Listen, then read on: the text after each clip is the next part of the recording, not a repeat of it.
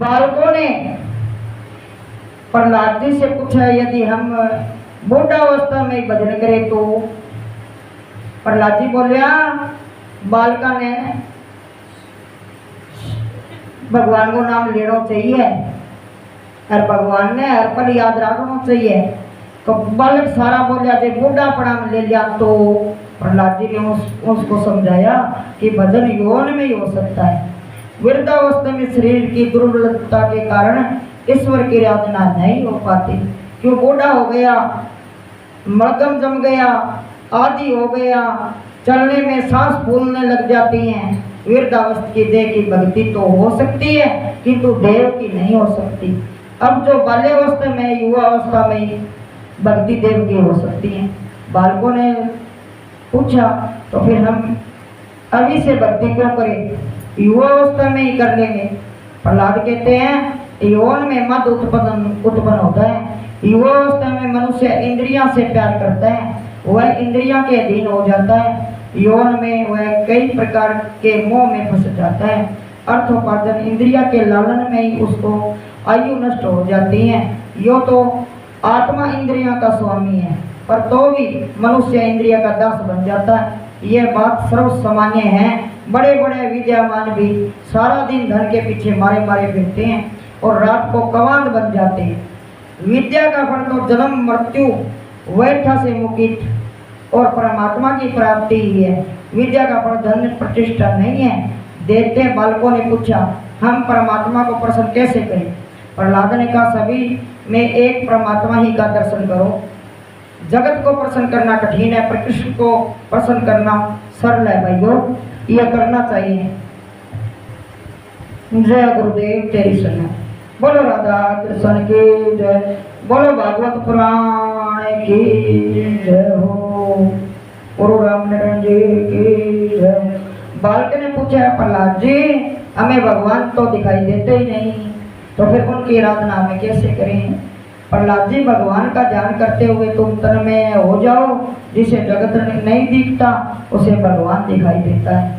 प्रहलाद ने देते बालकों को समझाया कि मैंने तुम्हें जो कुछ उपदेश दिया है, उपदेश दिया हुआ मेरा अपना नहीं, अपितु नारद जी का है, वो आप पर छोटा ही को नहीं। बालकों ने पूछा प्रहलाद तेरी आयु तो कितनी छोटी सी है फिर भी तू नारद जी से कैसे मिल सका? प्रहलाद जी ने कहा जब मेरे पिताजी मंदराचल पर्वत पर तप करने गए थे तब इंद्र आदि देवों ने दानवों पर आक्रमण कर लिया। इंद्र मेरी माता को बंदनी बनाकर ले जा रहे थे कि मार्ग में नारद जी मिल गए। उन्होंने इंद्र से कहा कि इस कयादु को मुक्त कर दो क्योंकि उसके गर्भ में प्रभु का परम भक्त समाया हुआ है। इंद्र ने मेरी माता को मुक्त करा दिया। मेरी माता नारद जी के आश्रम में गई। मैं जब गर्भवासी था बोलो वो गर्भ में सुन लाग रही है, सारी बातें देखने लाग रही हो। प्रहलाद जी को तकड़ो काम हो भगत तकड़ो। तब माता ने संतों की बड़ी सेवा की। वह कथा कीर्तन में जाती थी, वहाँ उससे भी कभी कभी नींद आ जाती थी किंतु मैं तो बड़ी तृप्तता के साथ सोता रहता था। यह निंद्रा देवी कथा कीर्तन में बाधा उपस्थित करती हैं। कुंभकर्ण की पत्नी निंद्रा देवी ने विधवा होने पर रामचंद्र के पास आकर पूछा अब मैं कहाँ जाऊँ? रामचंद्र जी ने कहा वह जहाँ चाहे वहाँ रह सकती है। तो निंद्रा देवी ने कहा कि मैंने निश्चय कर लिया कि जहाँ आपका कथा कीर्तन होता होगा वहीं जाकर अपना आसन जमाऊंगी।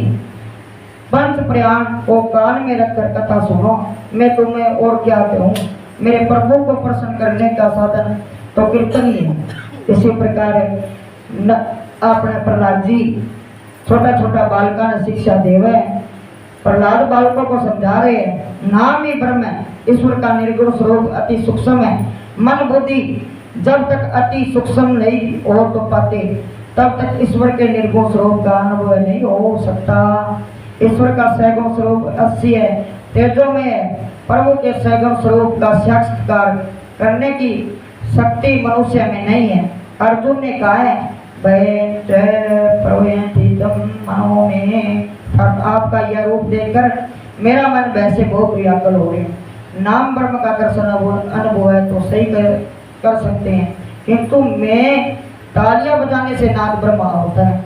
नाद ब्रह्म या नाम ब्रह्म एक होने पर ब्रह्म ब्रह्म का प्रगटाय होता है।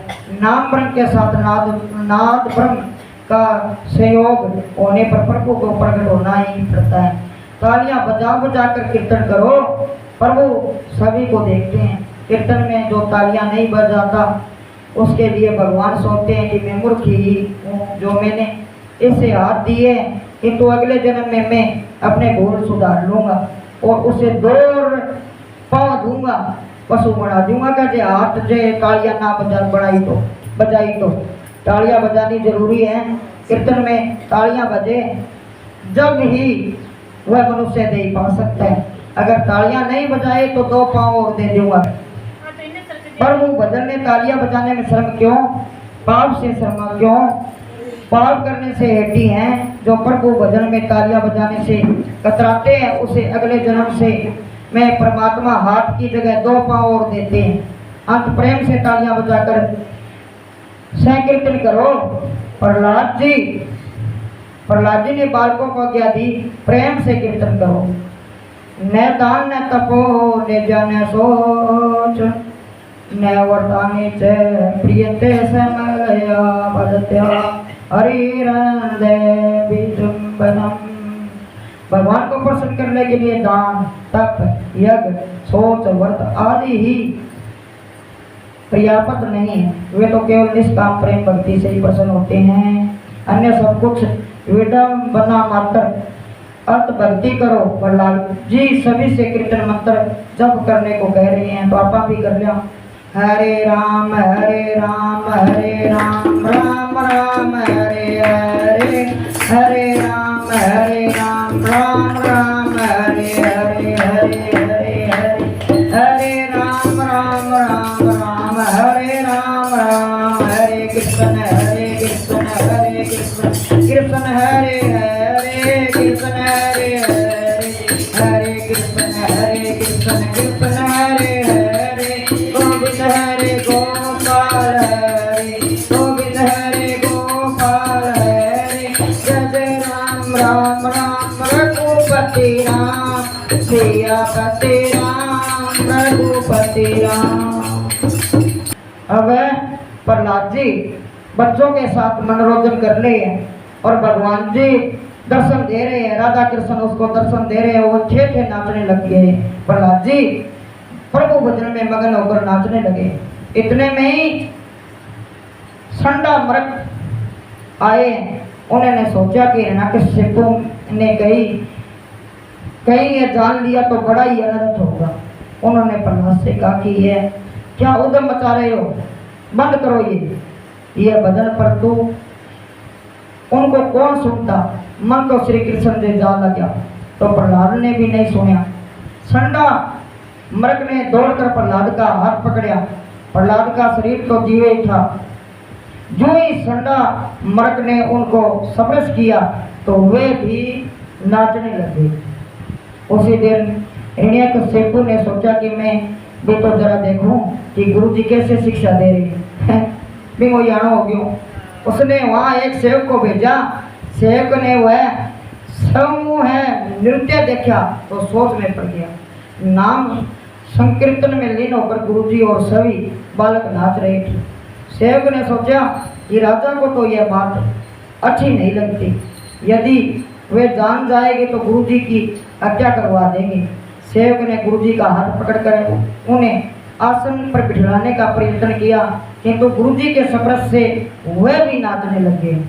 वह भूल ही गया कि वह इधर क्यों आया था, किसने भेजा था। सत्संग की महिमा ही न्यारी है। सेवक को लौटने में देर हुई तो राजा ने दूसरा सेवक भेजा। उसने भी देखा कि वहाँ सब के सब संकीर्तन में पागल होकर नाच रहे हैं। उसे भजन मंडली में से किसी व्यक्ति के स्पर्श से वह भी नाचने लग गया। काम बढ़ता गया। इस प्रकार राजा सेवक भेजता गया और वे भी सब उधर जाकर नाचने लगे। मंत्री भी नाचने लगे और हर किसी को भेजे हुए भी नाचने लग गए। राजा ने सोचा कि यह क्या रहस्य है। वह स्वयं यहाँ दौड़ता हुआ आया। उसने देखा कि गुरुजी बालक गणों के साथ सेवक नाम भगवान के नाम संकीर्तन में लीन होकर नाच रहे हैं। इस दृश्य को देखकर राजा आग बबूला हो गया। उसने उस नाचने वाले में से किसी एक का हाथ पकड़कर नीचे बिठा दिया। राजा का सब्र से कुछ भी न हुआ, क्योंकि वह तो बिजली के बिगड़े हुए बल्ब जैसा था। बिजली का गोला यदि चालू हालत में हो तभी बिजली का प्रवाह असर कर पाता था। ऐसा भजन कीर्तन रुक गया। गुरुजी ने राजा को सारी बात बताई तो वह क्रोधित होकर प्रहलाद से कहने लगा,